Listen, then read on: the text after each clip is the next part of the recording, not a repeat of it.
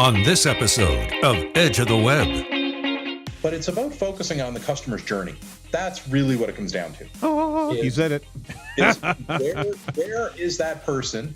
Where do you fit into that journey? Mm-hmm. And where do you provide value? You should never be thinking to yourself, you are the reason for anything on this journey. No. You are just a solution to a problem that the consumer has identified during their journey. Your weekly digital marketing trends with industry trend-setting guests. You're listening and watching Edge of the Web. Winners of Best Podcast from the Content Marketing Institute for 2017. Hear and see more at edgeofthewebradio.com. Now, alongside Tom Broadbeck, here's your host, Aaron Sparks. Hey, we're broadcasting from Edge Media Studios in downtown Indianapolis, Indiana. Every week, we're bringing you the latest trends in digital marketing and marketing influencers from around the planet. Check out all the recent shows at edgeofthewebradio.com. We're powered by Site Strategics, your digital marketing pioneers specializing in the agile digital marketing strategy and execution. So if you want to learn more about what Site Strategics is doing for their customers, go over to sitestrategics.com. and check that out. I'm your host, Aaron Sparks. I'm the CEO of Site Strategics as well as Edge Media Studios. And to my left is Tom Broadbeck. He's the Director of Digital Marketing. And welcome back. Director of Digital Media. And Mark. Oh, Lord almighty. 250 episodes. You think you get that 250 episodes. You think I'd get it right? There's too many D's in there. I don't know what it is. Yes, Broadbeck Digital Director. I'm tripping over my tongue here, and maybe I just need to ask our voice search to be able to help us out there. Who is Tom Broadbeck? Right. That's well, right. Let's introduce our guest. He is the VP of Industry Insight at Yext. We've got Duane Forrester in the house, so to speak. How you doing, Dwayne? Literally, guys. How are you guys? We are good. I'm tongue-twisted at the beginning of the year. This is our first episode, 250 episodes, and it's like I'm a newbie. What's going on here? That's okay. I'm coming to you guys live from Southern California today, and it's funny. We love this topic, obviously. Excited to be here chatting with you guys about this. And just before we got on, I was using my voice assistants, Cortana, Google, and Siri, and marveling at the utter failure that Siri was. I asked for tacos, and she said, well, you've got great options around you, like Taco Bell. Ooh. And we don't have a Taco Bell in my community. It's another community away. But you know what I do have? I've got about 14 taquerias down the street from me. And Siri had no idea. Not a clue. Oh, man. But she... Sorry. What do you do with that? You're the Apple guy. I don't know. Yeah. I'm branching out. I'll tell you what you do is you stock up your phone with all kinds of different apps, and you immediately go, whatever, and you run over to Cortana, and then she gives you great directions. Or you talk to Google Assistant, you ask Google Home, what do I do? Where is this? And they just find the right one for you, send it to your phone, and off you go. Tacos easily solved. Except for Siri. Yeah. maybe she's wanting to have a healthier diet, Hey. you know? Yeah, she's not a taco gal. I get it. That's fine. Maybe if I'd have gone looking for a New York strip steak or maybe, burgers. Yeah. See? There you go. Siri That never was the issue. Siri never steers me wrong when I'm looking for steak. I'm just going to tell you. I don't know if she knows what I've been asking for the last decade and a half, but I got her trained pretty well. Well, that's the beauty. All of these systems are listening all the time, right? So they do know you very well. You better believe it. Well, what we wanted to do is welcome you on the show, and what we wanted to do is also jump right into some voice search-oriented news. You ready for this? Yeah, I'm ready. All right, let's take you through the latest digital marketing news. I was very excited to start my reportings. This week's trending topics.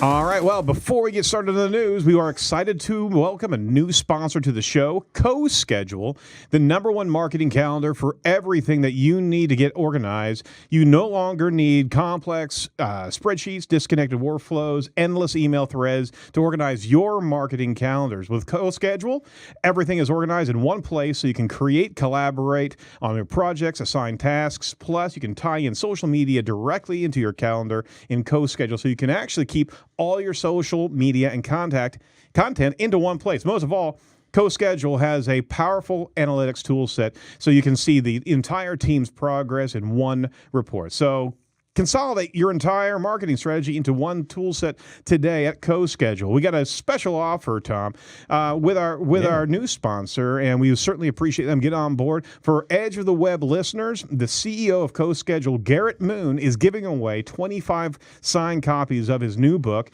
The 10X Marketing Formula. So all you need to do is go to coschedule.com/edge of the web, and there you can download the first chapter for free and be entered to win a free book, right? Yeah, absolutely. We're going to have Garrett on in a couple of weeks to talk about the book, but it's coming out in March, so you can go there, download the first chapter for free, and then once you do that, you'll be entered into to win one of the copies of the book. So they're giving away 25 of them. So this thinks there's some good chances there for people who want to enter. So we highly recommend that you go in and go ahead and sign up. And plus, I wanted to also mention, too, I didn't put it in the slide there, that CoSchedule also does a 14-day trial. So if you're interested in signing up for a CoSchedule and checking out that tool set, 14-day free trial, no credit card to sign up for that trial.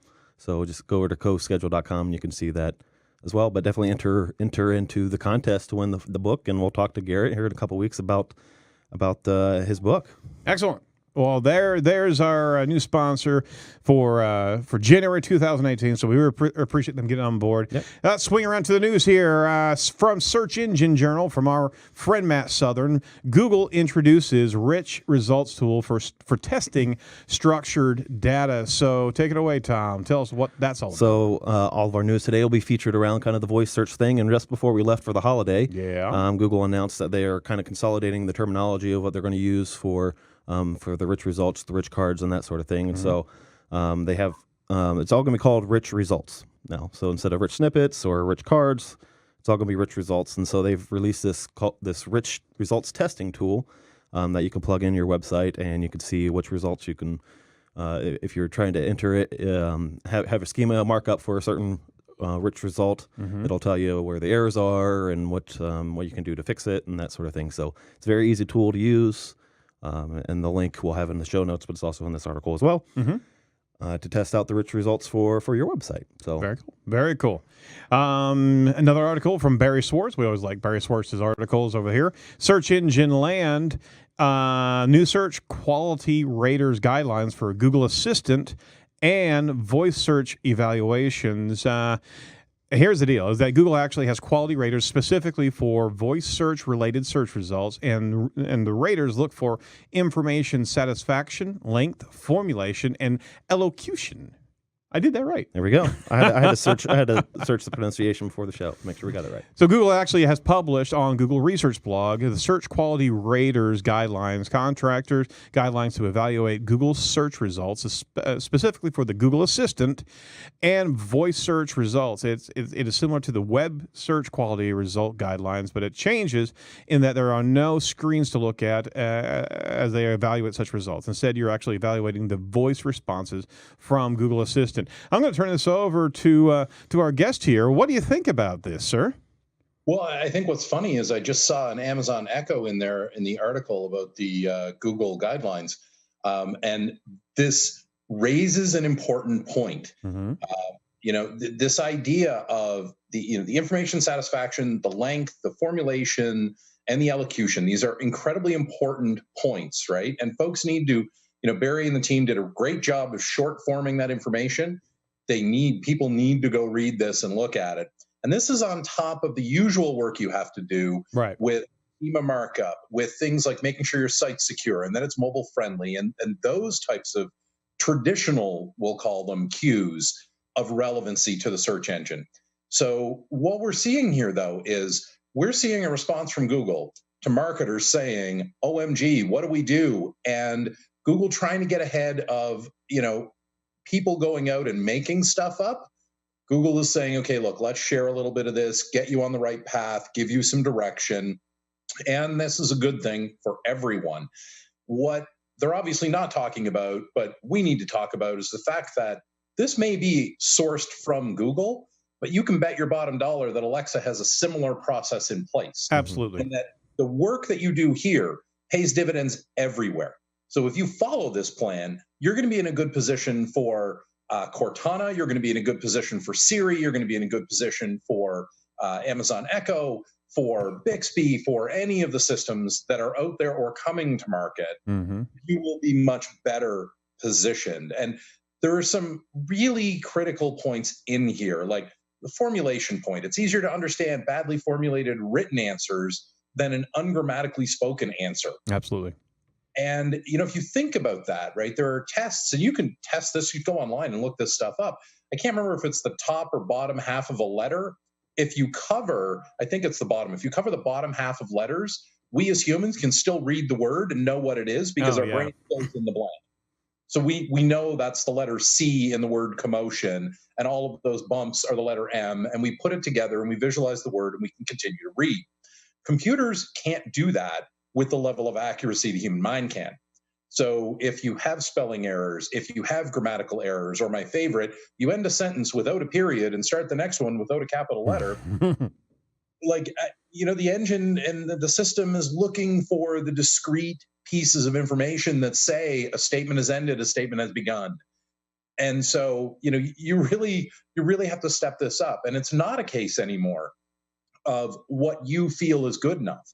We're way beyond that stage now. This has to be what everyone agrees is good enough, and then a bit better, because we're also at the stage here, since we're talking about voice, we're talking about one answer, really. I mean, when I just did this, I sat down with my assistants and I talked to them, and in every instance, the only option I got was the one spoken answer. And in a single instance, I was asked, do you want to look at another answer?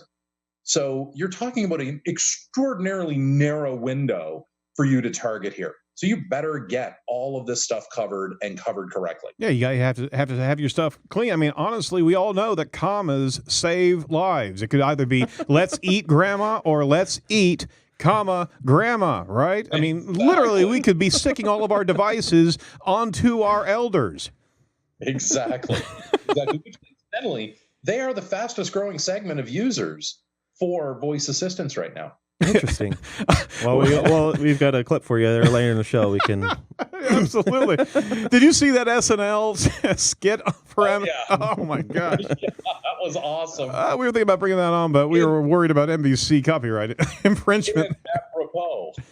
Absolutely. I don't know about that. All right, so yeah, you're absolutely right. Is that you've got this aperture window, and the looseness of text and interpretation is just not available in voice interpretation. So the algorithms that they're building have to be able to have that level of latitude, but the lanes are a heck of a lot more narrow, right?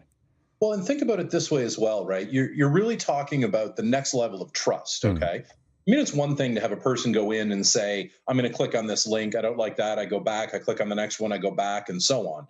That's a relatively straight formula for the engine to figure out. Yeah. When they are going to say something out loud to you and you're about to take a direction from this, I am about to launch into action to go get my taco that I want. That is not the point for there to be any ambiguity on whether this is an excellent answer for Dwayne. It just has to be every time.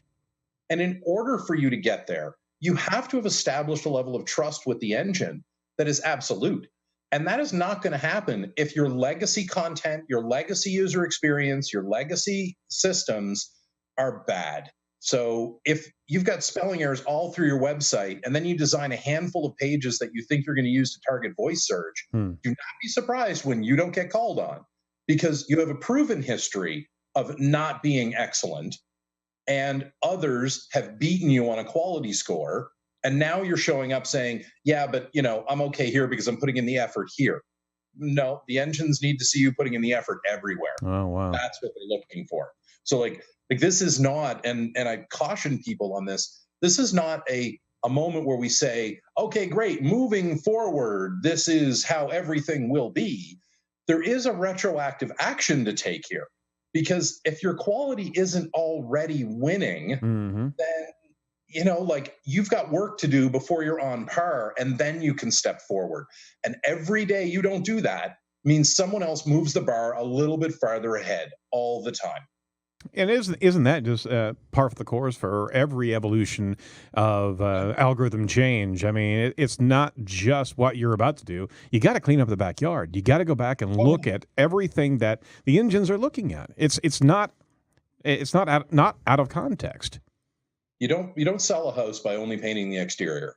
That's the bottom line. Yeah, there it is. And it's too cold to paint your house and clean out the backyard right now. Not in L.A. That's true. Not in L.A. You walk down the street and get tacos in L.A. You can, in your flip-flops and shorts. We've got bloody frozen tacos down here, I tell you what. Last article here from Search Engine Land. There's a report here, Amazon in discussions with consumer brands about ads on Alexa, and the company denies it. NBC reports says that product promotions on Alexa are already being tested, according to a report by CNBC. Amazon is in talks with several large consumer product categories, such as Procter & Gamble, about advertising and sponsoring opportunities through Alexa and voice search. However, Amazon has denied the story, saying that it has no plans to introduce ads on Alexa. My butt. Yeah. Yeah, so later down in the article, they kind of show how an ad could be placed within Alexa. And so hypothetically, general questions around informational queries could also yield product ads related to content. Example, how do I get red wine out of my carpet? Currently, Alexa does not answer that question, but Google Home does. A real example comes from if you ask Alexa to purchase a product, like Alexa, I would like to buy some paper towels, and it could respond with, okay, I can look for a brand like Bounty. Right. It's there. Yeah. We know it's there. Sure. And all right, Dwayne, your thoughts about the ad space. Talk about a narrow aperture. You've got one suggested sponsored ad that's going to be in front of the consumers, right?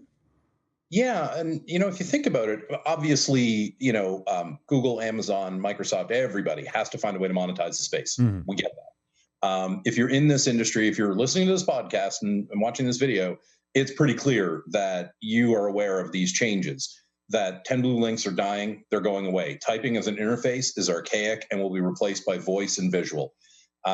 Ultimately, and Google has come out and said this in their earnings calls, that they have to figure out a way to monetize that space. Now, when I use Google Home, and I have all of the services here naturally, when I use my Google Home and I ask it to play NPR, for example, it actually, as it is playing, it tells me what it is playing. So they're already seeding a space. So if you were to look at this as a transcript, there would be words in there that would be kind of, you could move them and you could replace them. They're malleable. And that could be replaced with an ad statement ahead of what I'm about to consume. And so I think we're very much seeing the beginning of that concept of the staking of ground for how do we solve this. And of course, if you then flip to the other side of the coin, Google has an incredible ecosystem on the paid side, and it would be super easy for them to spin up a pay-per-click version of, you want to be Bounty mentioned during a shopping query? No problem. This is what it costs to have your name mentioned there. And you build the system with the asterisk, fill in the blank, pull from brand, see table X, and whoever's at number one in table X is the one that's inserted in the statement that the system says out loud. And so, I think the infrastructure's there. I think that the system is in place. I think part of the challenge is if you come out and you don't explain to consumers that they're engaging in a paid scenario, consumers may lose trust over time.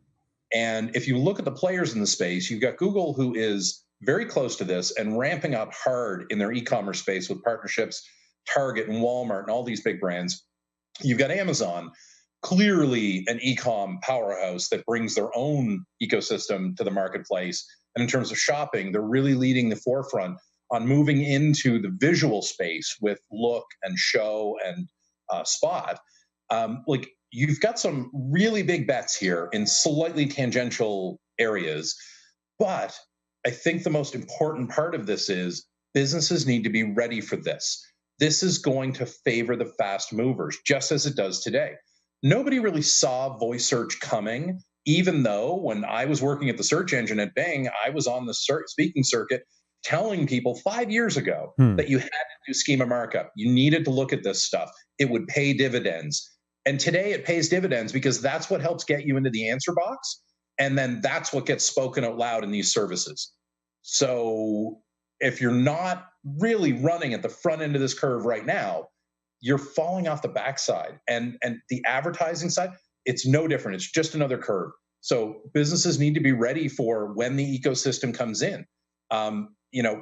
Amazon can say they are or are not working on something. For me, it comes down to you'd be crazy not to be. Press releases aside, statements aside, you'd be nuts not to be looking at how to monetize that. I mean, you're a public company. Do you have any choice?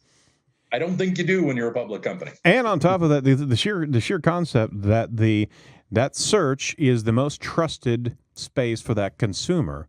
Yeah. And that I would guarantee that it's going to be most envied space. You're going to have some high dollars. Oh yeah, in that space. Think about how easy it is. Mm-hmm. Amazon never misplaces a box for me. It shows up 2 days later because I'm a Prime member. Right. They give me what I want. It's rarely wrong. I have a great customer return experience on the random time I have to return something. I have a lot of trust and faith built into Amazon. If they then started to actually tell me the advertising when I ask them to play this playlist on Spotify or whatever it is, if they started infusing the advertising in that, I am highly disposed to accept that, because if I don't like it, you know what? I'll pay you another $2, $5, $20 a year on my Prime account to avoid the ads. Either way, you're talking about an easily monetizable situation, and you can take out Amazon and insert Google in there. It's the same thing. It's just such a huge opportunity space for them.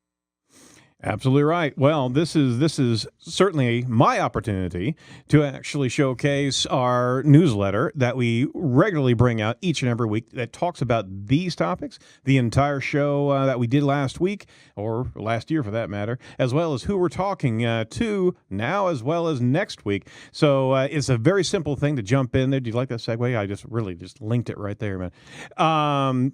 Text to the number 22828, the word Edge Talk, and you can jump right into our newsletter and never miss a beat of what we're doing on the show each and every week. And you also jump on to edgeofthewebradio.com and join the newsletter right there. All right, I just had to get our little plug in there. I now really want to jump into this because, I mean, we've already been stoked here. Dwayne's ready to go. So let's get all that aside. Let's deep dive with this week's featured guest.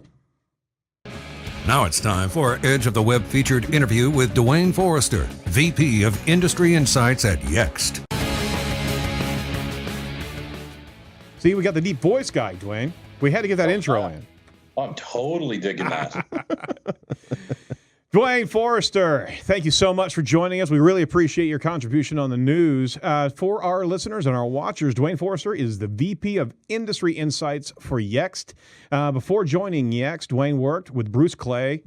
Big shout out for Bruce Clay. That's fantastic. I literally thumbs up. I've watched them for years and spent almost 9 years with Microsoft and Bing, where he helped run their Webmaster Tools program. That's a nice career path there. And now you're with Yext. Give us your backstory in your words, Dwayne. Yeah. So this whole thing started, I largely started my career working in marketing for Caesars Palace Casinos when I lived in Canada. And from there, I wrote a book, went on vacation and came back, and there was an email from Microsoft saying, hey, we're looking to, hire somebody to run the SEO program for MSN. Would you be interested? Long story short, I was interested, flew down to Seattle, did the interviews, got the job, and then from there migrated over to Bing about 4 years into my time there. Picked up the Webmaster Tools program, ran that for a while, released in 2012, released the now current set of Webmaster Tools that folks enjoy. And then just kind of kept growing my career. Obviously met a lot of people, did a lot of things, spoke a lot of conferences, wrote another book, and then ended up leaving the company, took an operations role with Bruce Clay, Bruce is a very old friend of mine. Mm-hmm. And then during that time, I was there, 14 or 15 months, I guess, this opportunity came up with Yext. And I've known the folks at Yext. I had friends that had worked there and people that I'd known in the industry who were there. I was excited about the space and I took this opportunity. And let me tell you, it's been an amazing year with the company. It's just been incredible watching them grow. We had our IPO in April of 2017. The people that I work with are just tremendous, so smart, so engaged, on point. They really know their stuff. I'm frankly blown away, and I love my team. That is awesome. Yeah. We've always been a huge fan of Yext, and it looks like a perfect place for your career path, and we appreciate all your time and contribution on the Webmasters Tools side of things with Bing. Oh, yeah. Just make sure you use them. Yes, sir. Yeah. Absolutely. Schema's our friend, everybody. Absolutely. Well, we first wanted to jump into the question. Obviously, our theme today is voice search, and you've actually just released an ebook, right? Yeah. I've got a paper version of it. Can you believe that? Why would I do that? I don't even have a paper version. I'm breaking convention there. Anyway, I wanted to have it right in front of me as we were talking. Plus, I'm old. But first, basic question: can you define for our audience what voice search is and why it matters? Okay, so, and this is actually a great question because it's an important point. There are two things to keep in mind here. There's the action of voice engagement, which is really the core of what we're doing. And then there's the action of searching or looking for something. And it's important to understand there's a distinct difference. Within the world of voice activation, you actually will have a moment where a person is asking a system to complete a task, add something to my calendar, open this app for me, get directions to a location, or they're asking an actual query. What is the temperature outside today? Track my package for me. I would like to purchase a blue sweater, these kinds of things. So there is a distinct difference in there. For the purposes of what our main audience today should be wrapping their head around, voice search is a new interface. That's all there is to it. The technical aspects of how you do the work to appear in the search results, or the spoken results, I should say, is technically, I would say, about 70% known. About another 20% showed up recently with Google's information that they shared. And then, of course, there's always the black box portion of 10% that nobody's going to tell you about. And, that's what keeps things interesting, right? Because that's where the change lives. And so, I think it's incredibly important for folks to understand that, I hear a lot of conversations happening about voice search and, it's this whole new thing. And it's, we have to think about this and blah, blah, blah. And it's like, chances are really good you're already doing the work you need to rank well and to be the spoken answer. It's more about refinement and understanding the details that get you there. And, we touched on this earlier, right? If you're not already doing work with schema, if you're not already playing the secure game, if you're not already mobile friendly, this is a wake-up call. Because not only is this kind of your last chance to really get your house in order in terms of these structural elements, right? This is the last opportunity that I see before we as a group, so I'm thinking of consumers all up, I'm thinking of society in general, we are about to change our paradigm of input. We had a keyboard, then we had a mouse, then we had touchscreens, and now we have voice. Humans are lazy animals. We can talk 4 times faster than we can type. And therefore, we end up gravitating toward things that make our life easy. Imagine if we were doing this entire show right now, back and forth on a chat. You asking your question, me trying to do all this answering. the people at home who are consuming this are reading a live transcription of it. Mm-hmm. Oh, what a tremendously crappy experience this would be. I mean, knowing that we have video, knowing that we can do all of this, so really you have to be thinking that voice is an inflection point. It is a turning point. I saw over the holidays a system that actually allows you to put sensors on your fingertips and type on a keyboard in midair. And that sort of interface is a likely next generation element. That's Minority Report. Yeah, right so there. say Minority Report or Tony Stark style. Right? Wait. Totally. No, But then Batman had something like that. Also things like eye tracking. Okay. So Yep. everybody knows what the heat map surveys from the search engines or from the search results. But Amazon actually has a store in Seattle, and it's right now, I think, only open to their staff or maybe limited public engagement at this point as well. Anyhow, it's a cashierless store. You just take what you want, put it in your bag, and it's scanned automatically on the way out.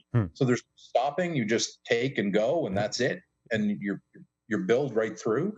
But what's really important about this is the technology that allows them to accurately track exactly what it is you're looking at and then putting into your bag. And so if you take that technology and think, okay, that's a store that's operating on a fairly large level. You've got sensors and information embedded in walls and watching. Mm-hmm. Forget the creepiness, like just put that aside, put that out of your mind for now. And then you take a look at something like I have the new iPhone X. And if you actually look at the technology that's in the face recognition on this, so now we have a device that is capable of recognizing an object in 3 dimensions in near total darkness, and it's scaled down to the size of a microchip that fits onto the top of my phone. So now we've bridged that technological gap where we could have sensors everywhere watching and be able to accurately track what we are looking at. So now my device is capable of saying, oh, Dwayne, I see you're looking at the 3rd item in the list on Amazon. Would you like me to open that? Yes, I would. And the reason that that's happening is because I'm busy chopping an onion on my cutting board for dinner tonight while I'm shopping on this. And I want to limit the number of times I take my hand and touch my screen with onion juice. I mean, an entirely first world problem to have, I grant you. But Wayne, it can also interpret the tears that are coming out of your eyes as you're cutting the onion and take you a whole nother direction. Well, it could pre-order Kleenex for me. There you go. Stuff, right? Maybe it could get me a therapeutic chatbot online so that I could tell it my problem. I can't afford a personal chef. I have to chop my own onions. Okay, we're getting weird now.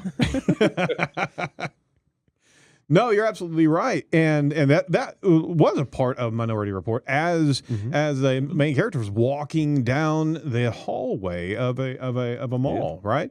It knew who he was. It was speaking directly to him. It was knowing what. I mean, this is the future. We are already there. We're going to be interpreting our moves, and we're already as a society. We're already on the other side of releasing our information because we're in fully. Because the companies have made it so damn easy to be able to get what we want. Prime right there is the biggest leading factor. Is if I mean, literally transactions are now. Do I want to get in my car and get something and have to mess around with traffic, this, that, and the other, right? Or can I have it in 2 days? Think about this. There's no decision anymore. Think about this, right? And you raise a very interesting point here.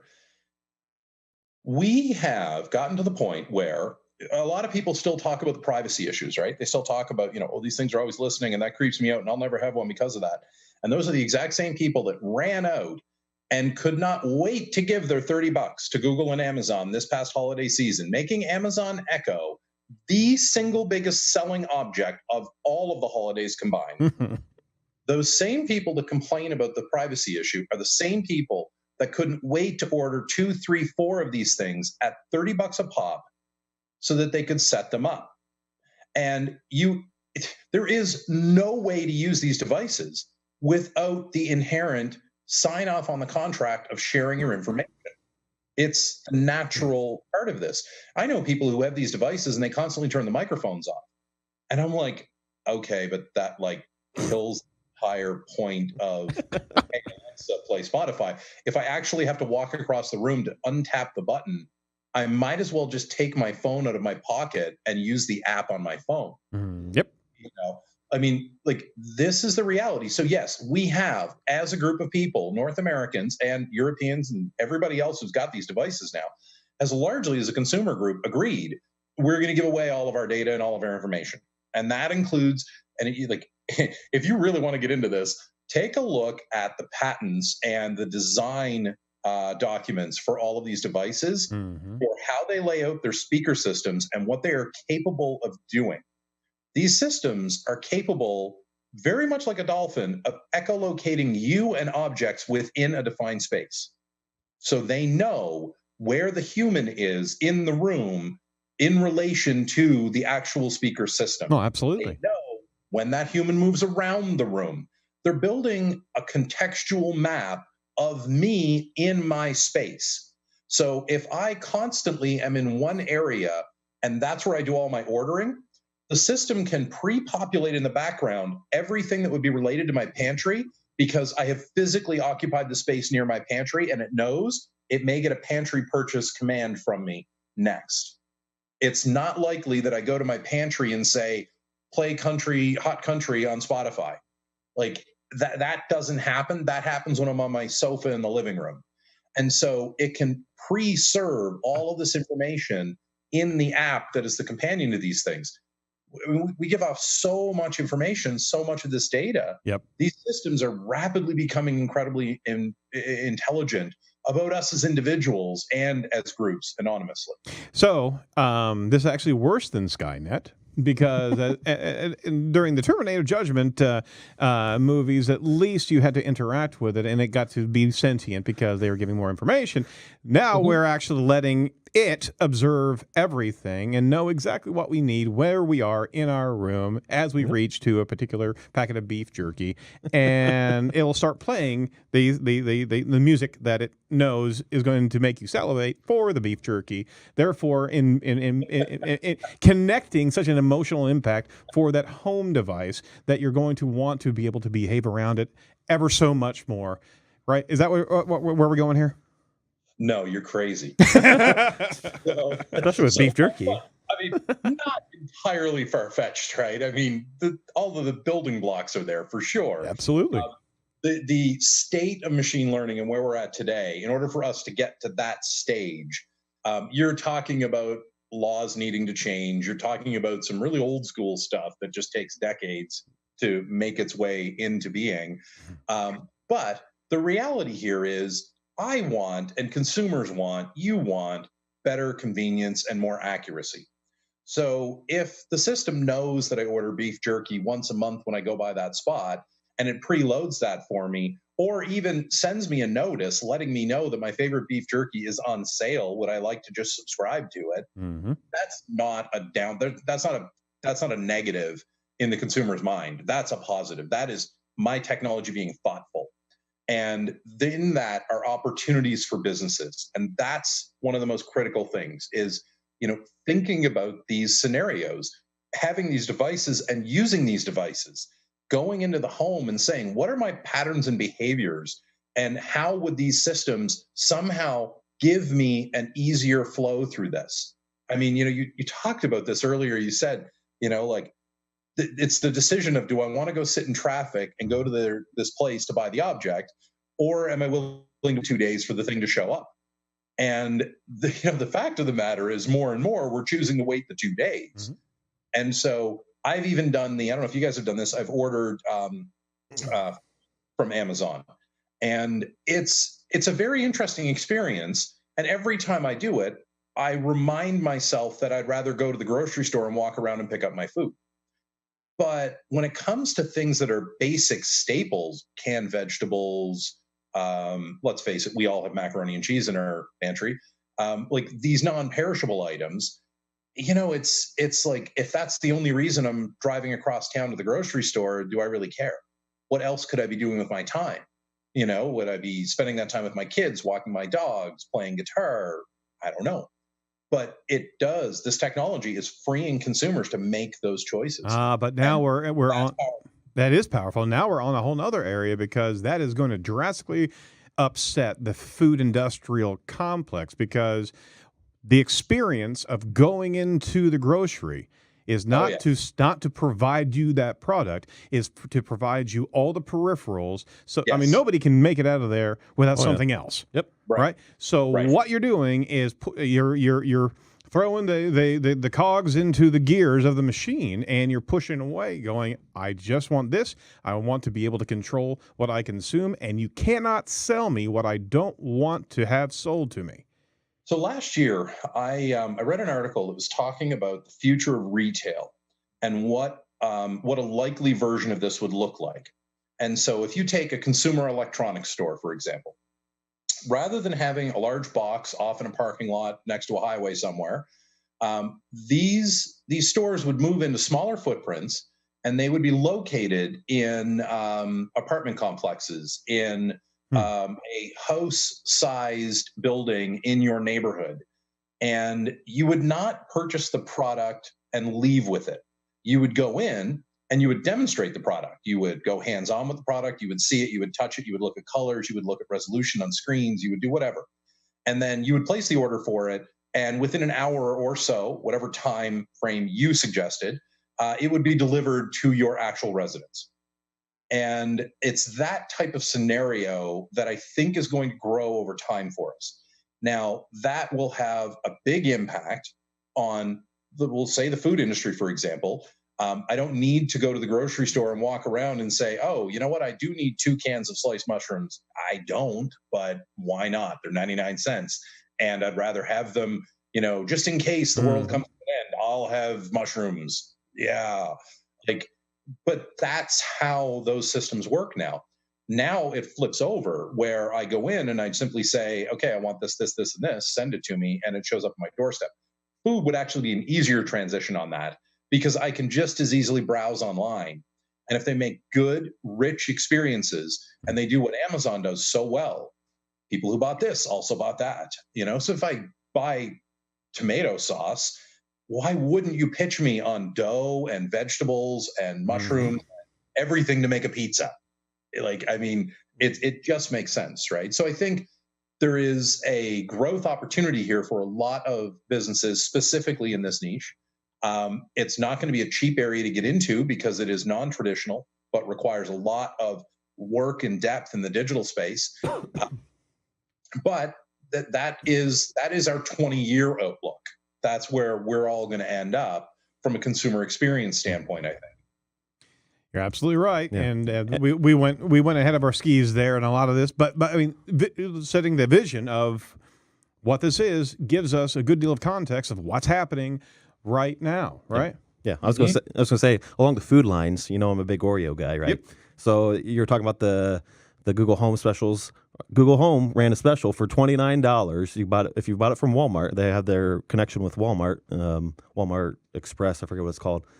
You buy your Google Home for $29 Black Friday, and you got a $25 credit to the Walmart Express to shopping through your Google Home. So you're essentially buying it for $4. Wow. So I bought that. I got me my Oreos for my Christmas cookies, all crumbled up. No. Wow. Super disappointing. So if Oreo is going to last this, they got to do something with their packaging. Is all I got to say. But this is the reality, right? I mean, you just brought up an ideal. This is one of those things that has to be solved. I mean, there's a reason you keep getting questions from Amazon about the packaging quality of the object that arrived for you. Mm-hmm. It's because once it leaves their warehouse, they have no control over it. Yep. They're literally at the whim of whoever is in that chain. And in this instance, whoever was in that chain was playing basketball with your Oreos on the way to your house. And that's not a scenario that the maker of Oreos has ever forecasted. Nope. In their mind, it's several to a box, several boxes to a pallet to a truck to a storeroom, unpack in reverse order, stack on shelves. And they have enough structural integrity to hold up a half a dozen of their brethren on the store shelf. But, you bounce that thing around inside a UPS vehicle for a while, yeah, you got some cake topping there. The stellar individual that's going to come out of this evolution is the kid that engineered the best way to drop an egg off of a 3-story building and it survived. Yeah. That's going to be the next CEO of these companies, is because listen, don't kid yourself. There's probably a grant at MIT researching how to protect Oreo cookies. Or if they just so in 8th grade, I wrote a letter, part of our project, to Oreo for the next product, and so I wrote to them that they needed an event tub of stuff. So if they just sold the tub of icing and they sold the cookies separate, problem solved. Yeah, I can control how much icing I want to put on my cookie. So I recently got a package from Canada. We ordered a bunch of stuff there, and one of the things that's on the market in Canada now is McChicken sauce in the bottle. Okay, yeah, I've seen that. And I was like, oh yeah, I'm all over this. Don't want anything else. Skip the French fries for now. Yep. But I make chicken sauce on everything that I make. Yep. And so like there is a growing space with this, and you have this. I've been having this ongoing desire to make my own crackers and cheesies. I don't know why. And so researching like how you make that stuff, and it's not easy to find information on that because it's proprietary products. But there's a lot there that the average consumer is looking for, and this I think is an important part. And this I will say, unfortunately, takes us off the food train and brings us back to voice search. we need to get back there anyway. It gets you to the point of predicting what people are looking for. And right now, if you look at the areas of coverage, and I can't remember who it was said this earlier, asked Alexa for something and it wasn't capable of doing it right now. And there's a lot of that. There's a lot of topical areas that are still wide open that don't have answers yet. Part of that is partnering in systems. Part of that is confidence in answer. Part of that is down to the websites. I mean, as a human being, I can look at a website and go, yeah, I like that. Or you're kind of skeevy. I don't trust you. And that informs whether I trust the information I'm reading. The systems at Amazon, at Google, at Microsoft, it's much harder for them to judge whether to trust something or not. So they skew to the side of closer to absolute proof versus some proof. And they're constantly, and this is an incredibly important point as well, they're constantly assessing data and they never forget. So if you've built a history of low quality, you don't get to show up to this party and say, ta-da, I'm a new me. Like that low quality history haunts you to a degree. So you've got to prove yourself over time with this. And there's so much opportunity here for businesses to target areas that could matter to consumers, little things, esoteric things that, like you want the filling for Oreos. I want McChicken sauce. What other single ingredient elements from famous brands do we like kind of skew toward? And could there be an answer around that? Like I can think of one right now, and it's the Szechuan sauce from McDonald's. You got that right. I was about to jump in there. Do you know how much that's going for on the black market? Oh, it's insane. It's like $50 a packet. Yeah. This is crazy. Insane. Well, I mean, they got to make their money while they can because McDonald's is producing more and more of it. I'm hoping that I'll just be able to go to the store and like buying McChicken sauce, I'll be able to get a container of Szechuan sauce.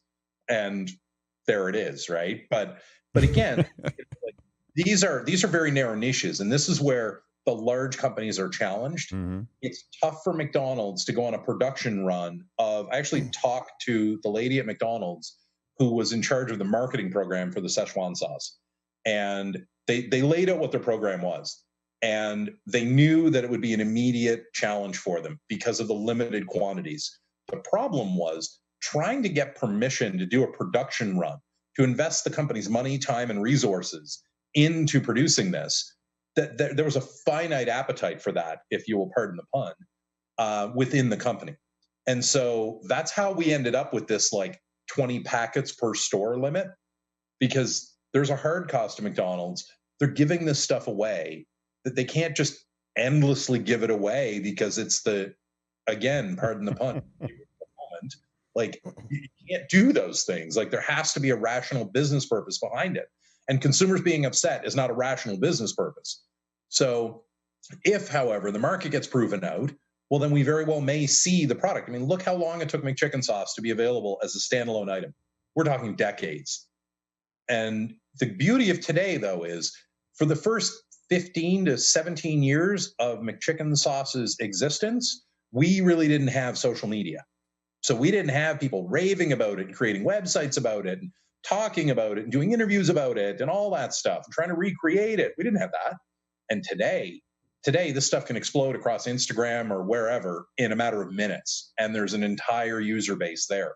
So businesses need to be aware in their space, the products and services they're offering, how do they align with what people are gravitating toward at any moment in time? Because those are the new areas of opportunity. And the average small business can move much faster than the average large corporation can. They can get in, they can test something, and they can extract value from it a lot faster. They may get crushed in the end when the big brand shows up. But if you can be the first mover, and voice, the answer boxes and voice search is proving this, you don't need to be the biggest brand online to claim those spaces right now. So there is huge upside for companies looking in these directions today. That's a fantastic picture of where we are in voice, and on top of that, also demonstrating the need for voice, because there's this fractional consumer concept that the small business can deliver. Big business are just like barges; they have to move. They got to move more quickly, but they're not doing it right now. And this is a great opportunity for a heck of a lot of smart players to get in and get out and be able to make their dime. You're absolutely right. Can we talk for a second about what comes next? Yeah, go for it. Are you guys interested in that? Yeah. Okay. So I'd say this is, I think, about 2 years ago now. Bill Gates released a paper. Obviously, having worked at the company, I'm predisposed to reading what Bill writes. And he talked about this concept between virtual assistants and virtual agents. And what we have today are virtual assistants, okay? Hey, Siri, open my Coinbase app so I can trade Bitcoin. Great. Siri can go ahead, open the app. I can lose my money. It's awesome. There she is. And she's telling me I have to unlock my iPhone with my Face ID before she can do that. Of course. He is just an obstructionist, I swear. And that's your voice assistant, right? That's what that is. And that failed example right there is a perfect example of voice assistant. There are very clear limits with it. And a virtual agent, on the other hand, is somebody who is approved to act on your behalf within parameters. So if I had a virtual agent, what I could say is, hey, Lulu, open Coinbase, purchase $1,000 of Bitcoin, transfer that to Binance for me, and then purchase Ethereum. And my agent would have permissions to make every step in that transaction happen. She would have permissions to access my credit card, to authorize the emails that come in to make the transaction happen. She would have access to log in, do my two-factor authentication to get into my other accounts, and then make purchases further on. A more regular example would be purchasing an airline ticket to travel somewhere. You simply say, I want to go to New York in the spring, find me a good deal. And your agent goes off and does all of it, has login access to my Delta Airlines account, has access to my credit card, looks for the best deal, knows that I want a window seat, books it, selects my seat, and then comes back and tells me, hey, this is what I'm looking at. Everything's on hold. If you say go, I'll make the booking. And I've found these hotels in that area at the same time. This one looks to be the best deal. She also knows, because I've given her this information, that I won't stay at anything less than a 3-star hotel. So therefore, the deals tend to skew on the star versus money category. And that's the experience that we're moving toward. That's going to be a hugely fulfilling experience for us and a bit of a challenge for businesses. Because in order to get in front of me, you will have to pass the sniff test of my agent. Because one of the things that these agents are going to be really good at is filtering out spam, or me being able to just tell it, I'm really not interested in those emails right now. And then it immediately I sign up for all these things before the holidays, all these deal of the day things, and there's these new technologies and everything. And now I get emails every single morning telling me about the 10 greatest new earbuds that are available on the market. And I'm like, how can there be 43 million new earbuds a year coming to market? Like, this is insane. The math doesn't work. And I'm over it. Now I don't want it right now. I actually have to physically go in, unsubscribe, and do all of that. Right. And I lose the connectivity with it. Maybe I'm just burnt out from the holidays. My agent would just put that on hold, would simply remove it, sequester it in my inbox, put it off to the side, and I wouldn't see it for 30 days. And then it would come back and say, hey, are you interested in this again? Oh, yes, I am. And there you go. So that is a very distinct version of what we are moving toward on a technology front. And it's going to have a big impact on getting your message through to the average consumer. Because right now, what we're teaching consumers, what all of these services are teaching consumers is trust the digital voice. That's what we're building. And, we go back to the beginning, we joked about the Saturday Night Live skit, right? And it's true, though. Like, these systems are going to become assistive technologies. Imagine, like, my parents are in their 70s and, they're older, they're wearing glasses. It would be a hell of a lot easier for them to talk to the thermostat to adjust the temperature in the house than to have to go over, find their glasses, figure out what that little readout says, turn the dial, and there it is. Again, first world problems, but you make billions of dollars solving first world problems these days. So people are going in that direction. And I'm hugely excited about it. I am very concerned that a lot of businesses are not aligning to this. And the technology, the pace of consumer adoption, those things are ramping up so fast that if your ability to market and align with marketing in those areas is not in lockstep, we're going to see traditional brands struggling to keep up with brand new businesses out there. And perfect example is if you look at the foam mattress category, the memory foam mattress category we have, 10 years ago, there was like a single brand, and that was it. Today, almost every second month, there's a brand new company coming out with a brand new name on a similar product, and they are all carving another niche off of that pie, and they are all getting good money selling that same product. So, you have to be ready for that change. Absolutely. And right now, businesses are kind of lagging, right? It's a tough row to hoe. Technology is difficult to keep on top of. Who do they trust when they're listening for advice and so on?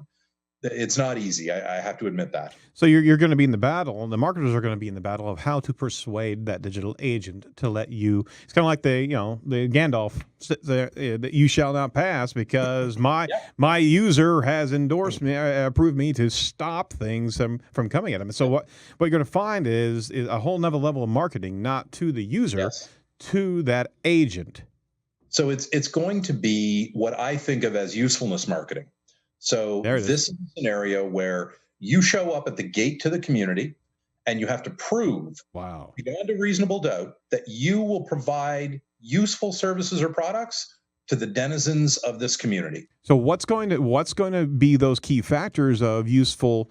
And we all know reviews. We all know content that is contributor oriented, right? See, this is the beauty of it, right? We already have most of the pieces that we will need today to unlock to the community. That's the beauty of this. It's the quality that we still need to work on. That's the real value. Because, focus on content, absolutely. But it's about focusing on the customer's journey. That's really what it comes down to. Oh, you said it. Where is that person? Where do you fit into that journey? And where do you provide value? You should never be thinking to yourself, you are the reason for anything on this journey. No. You are just a solution to a problem that the consumer has identified during their journey. Whether that's a product or a service, whether that's a need or a want, doesn't matter. You fit in on that curve. And if you can identify that for yourself and you can show that you are higher quality on that point, on that curve, you'll be invited into the community at large by everybody. No question. So we are going to see consolidation in these areas. I mean, for years we talked about content was king, and then it was Now it's context is king.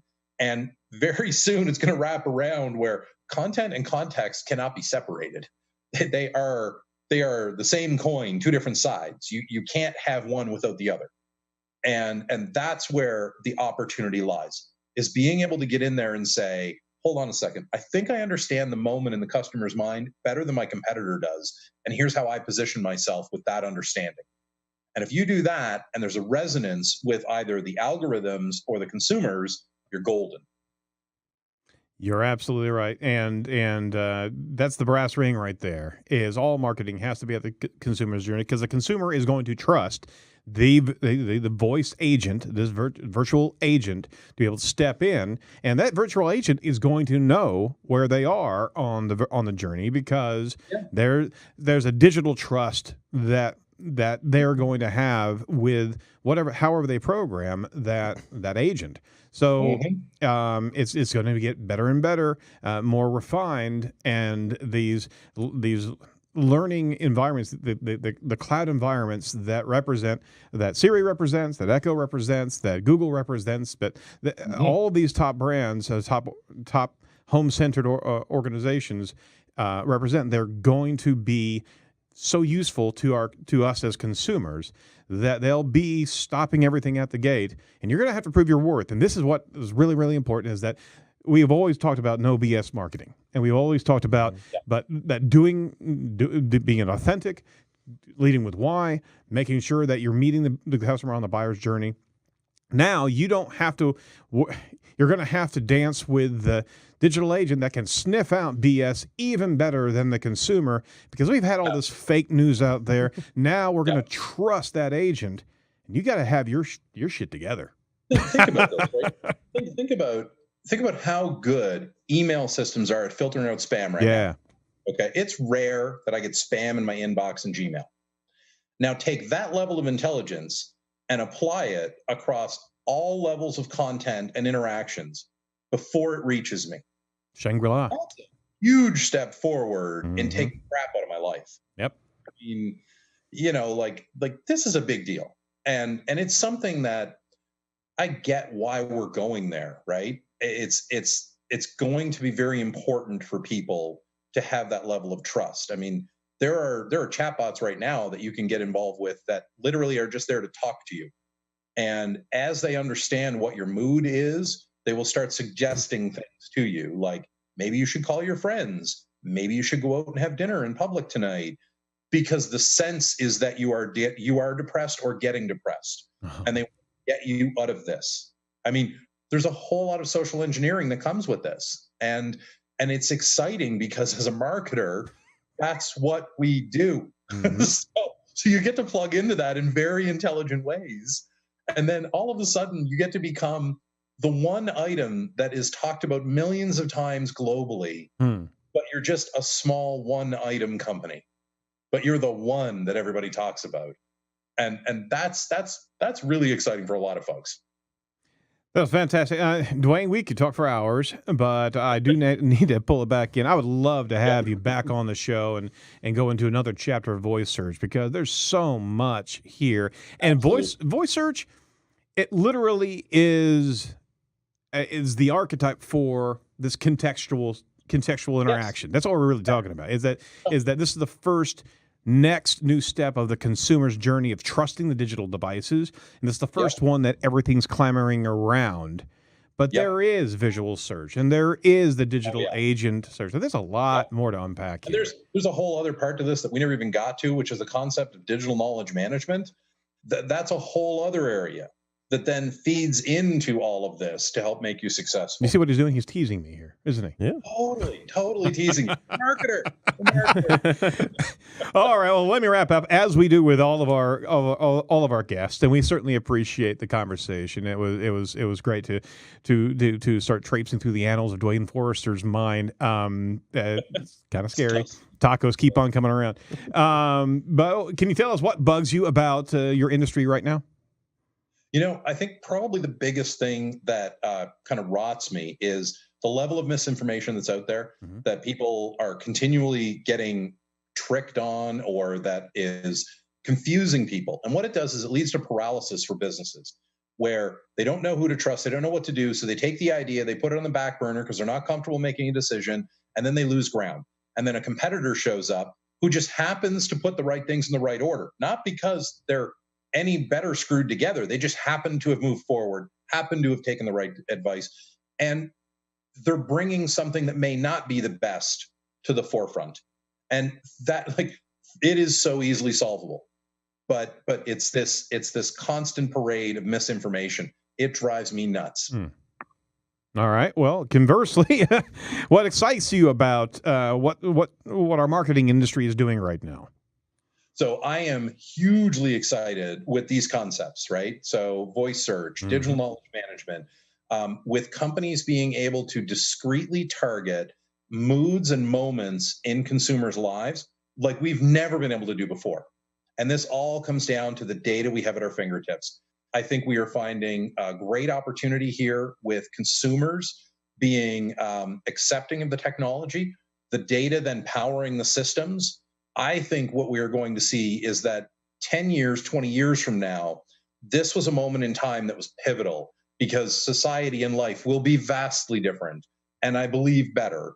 So, we're not going to Skynet this stuff. It's legitimately going to be a positive future for us. And I think that actually starts right now with what we're talking about. With this show.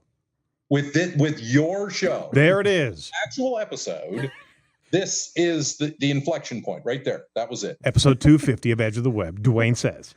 Yep. All righty. All right. So that said, I want to let our listeners and watchers know that Dwayne actually met Joan Rivers wearing a kilt. Explain that.